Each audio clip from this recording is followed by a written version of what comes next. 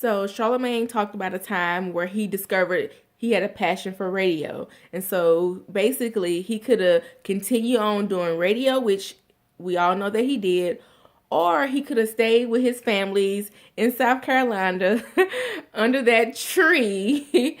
He could have been selling drugs, which was a poison of his at that time.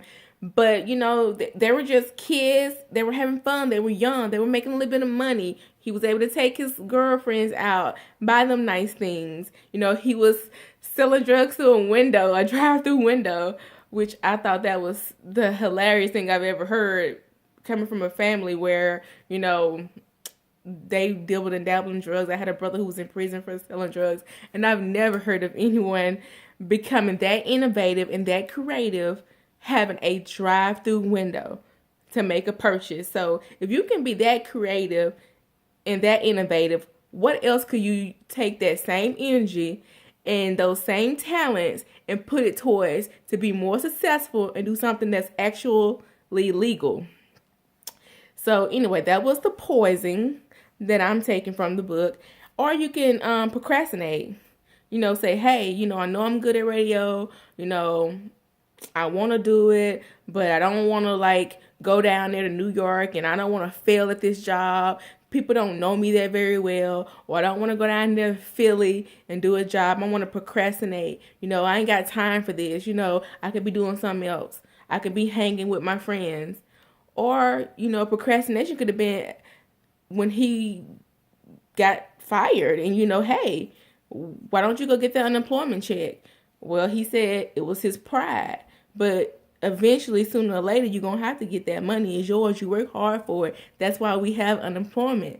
So he procrastinated a little bit because of his pride, and he finally went and got the unemployment check. He was able to take care of his family. So moving on to the third principle, it's called F Your Dreams. And you guys know what that means.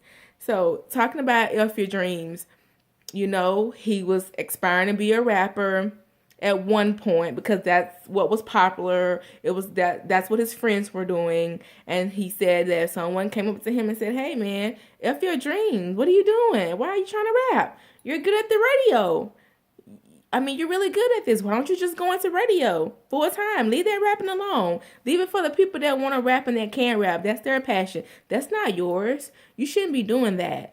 So he's not, and I'm glad he had this chapter in the book, because a lot of times when I'm driving to work, I'm a commuter. It takes me about an hour and a half to get to work, hour and a half to get home. And so I'm listening to the Breakfast Club, on the iHeart app. And so I'm listening to people call in, they're rapping, and he's like, man, fart on those bars. That's trash. And so I think a lot of times people get upset with him and they're not happy that he's doing that. He's raining on someone's dreams. But I think with this chapter, what he's saying is, if it's not your dream, then you need to stop it. Go find what you're good at, what's your passion. Don't just try to do what you see everyone else is doing because it's a quick come up, or you see maybe rapping now could be a little easy money for some people. Like someone like Lil Yachty, who wasn't rapping before, all of a sudden now he's a rapper from